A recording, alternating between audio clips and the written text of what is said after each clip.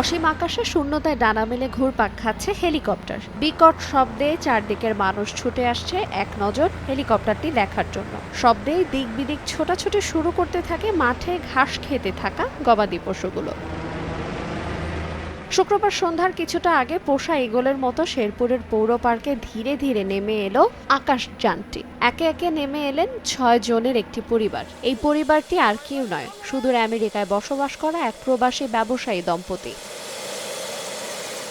যুক্তরাষ্ট্র থেকে প্রায় ৩২ ঘন্টা যাত্রা শেষ করে দেশে আসেন হাশেম রাজিয়া দম্পতি। সড়ক পথে ভোগান্তি এড়িয়ে দ্রুত সময় বাড়ি পৌঁছাতে এবং সন্তানদের মনের ইচ্ছা পূরণে ঢাকা আন্তর্জাতিক বিমানবন্দরে হেলিকপ্টারে চেপে বসেন তারা। পাখির মতো উড়ে চলে আসেন নিজ জেলায়। আমারও অনেক ভালো লাগতেছে যে আমার ফ্যামিলিকে ঢাকা থেকে এ পর্যন্ত আমি হেলিকপ্টারে আনতে পারছি। হেলিকপ্টার দিয়ে এখানে নিয়ে আসছে সবাই, আমাদের কাছের লোক, আমার বাবা মা ভাই বোন শ্বশুর সবাই।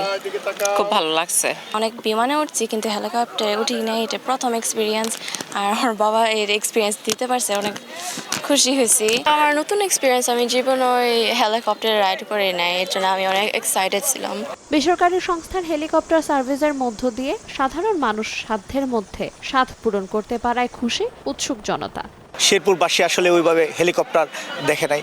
হেলিকপ্টারে আসলে কাছ থেকে আসলে কিভাবে অনুভূতিটা কি হয় এটা আসলে অনেকেই বলতে পারবে না। খুবই আনন্দ লাগছে, যেটা আসলে ভাষায় প্রকাশ করার জন্য না, আমার চোখের পানি এসে উঠছে যে আমি এত আনন্দিত। প্রাইভেট এভিয়েশন হওয়াতে আমাদের জন্য সুবিধা হয়েছে। হ্যাঁ, সাধারণ মানুষ হেলিকপ্টারে যাইতে পারে, ইচ্ছা পূরণ হয়। ভালো লাগতেছে।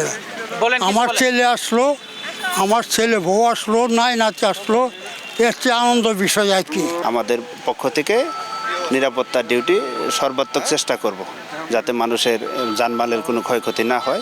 দীর্ঘ 22 বছর যাবৎ রেমিটেন্স যোদ্ধা দম্পতি যুক্তরাষ্ট্রে বসবাস করছেন এবং সেখানে নিজ প্রতিষ্ঠানে বেশ কয়েকজন বাংলাদেশের কর্মসংস্থানের ব্যবস্থাও করেছেন তারা।